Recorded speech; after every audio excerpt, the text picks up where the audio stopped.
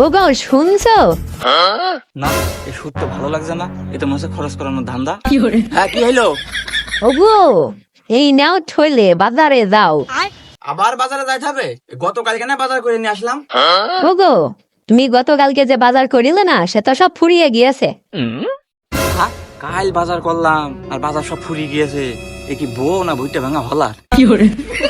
ওগো তুমি কি কিছু আমাকে বললে?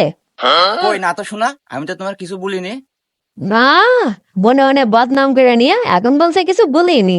এ দেখো ব্যাগ নাও, তালিকা নাও, বাজারে যাও। আমি তো তোমার স্বামী নাই, আমি তোমার দাদাদের ডেলিভারি বয়। যখন ইচ্ছা যা তা যখন যেভাবে পারো সেভাবে তুমি অর্ডার করো শুধু। আর হ্যাঁ শোনো, আবার কি হইলো? আসার সময় একটা কোন আইসক্রিম নিয়ে আসবা। আমার শোনা গো, আমার তোমার জন্য কোন আইসক্রিমে নিয়ে আসবো না শোনা?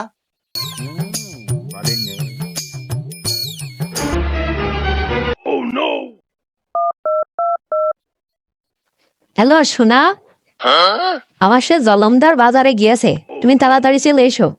জানি না কোথায় আছো তুমি, কত দূরে আমার মনের কথা যায়।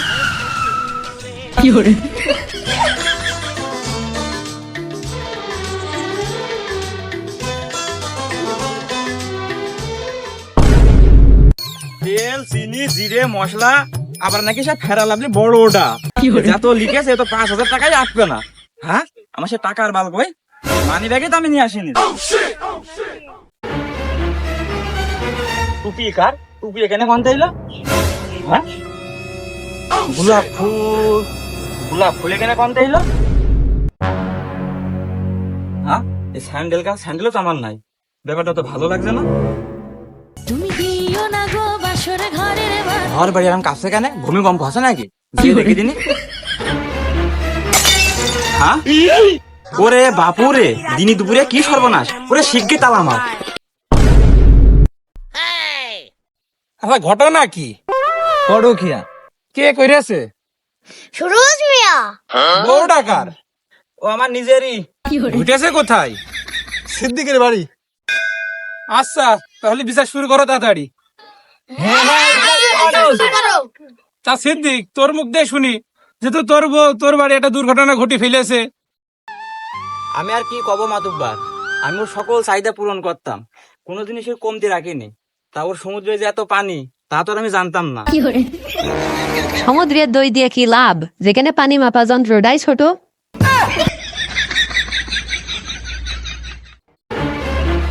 ও শালি তোমার বড় যন্ত্র লাগবে, তুমি বিয়ে করতে পারোনি? লোকের সাথে পরের কেঠা পাবা, আমার জীবনটা একদম শেষ করে দিল।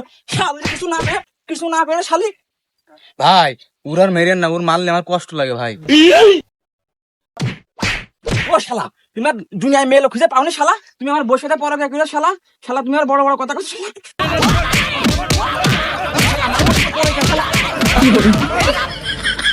এই সিদ্দিক, থাম থাম থাম, আমি বিষয়টা দেখছি। পড়াশোনা তো মরে যাবে, আর মারিস না। থাম, বয়। শোনো মাতুব্বার, শুধু তুমি কইলে বিচার ছেড়ে দিলাম, নালে শালা আমার একদম মুসিল আর বিচার ভালো করে করো না, দেখুন আইন আমি নিজে হাতে তুলে নিবানে। আরে সিদ্দিক, তুই বয়। আমরা এখানে ময় মুরব্বী আছি, জনগণ আছে, বিচার কি ভাবে করতে হয় আমরা জানি। তুই বয়, আমরা সুষ্ঠুভাবে বিচারটা করে দিবানে। মাতুব্বার, ছেলের মুখ দিয়ে তো শুনলামই, মেয়ের মুখ দিয়ে কিছু শোনো। সে কি চাই, তার মনে কি আছে? তা মা জননী, লজ্জারও বিষয়, ঘটনা তো এটা ঘটি ফেলেছ, তা কি চাও? সরমের কথা আর কি করে হইলো? আমি তোমার দেহ মন প্রাণ সবই উজাড় করে দিয়েছি। বাংলা সিনেমায় পাপি বলে শোনেন না, যে এই শয়তান তুই আমার দেহ পাবি মন পাবি নে। আমি তোমার দেহ মন প্রাণ সবই উজাড় করে দিয়েছি, এতে আমার দোষ কোথায়? না মা জননী, তুমি মোটেও ভুল কাজ করনি। তুমি যা করেছো সঠিক কাজ করেছো। তুমি অন্যের স্বামীর সাথে তার স্ত্রীর হক মেরে ওই কিছু কর না কেন? ফটিক ভাই বোঝেন না, এই মাতুব্বার মানুষ, আমি করতেই পারছি না তো। আমি আর কি কব রে, আমার এই বুড়ো বয়সে নষ্টানষ্টি দেখতে হচ্ছে, তো তুই বিচারটা করে দে। তা সিদ্দিক মিয়া, তোমার মুখে সবই তো শুনলাম, তাই আসামির মুখ তো কিছু শোনা যাক নাকি?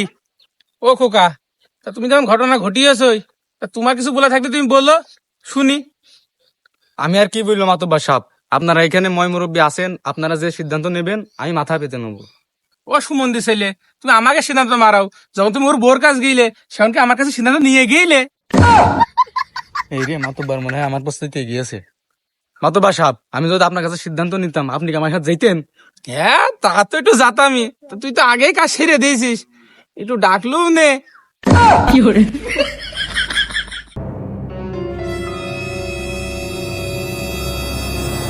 এই আজকে দিনটাকে আমি ঠেকে দিচ্ছি, এদিনকে তো যাওয়ার সময় আবার নিয়ে যাবি।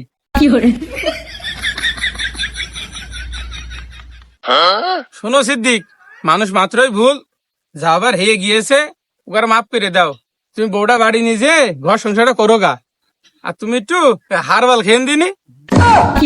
মাতুব্বার মান সম্মান শেষ মাস তুমি আর থুইলে না। এই ওঠ।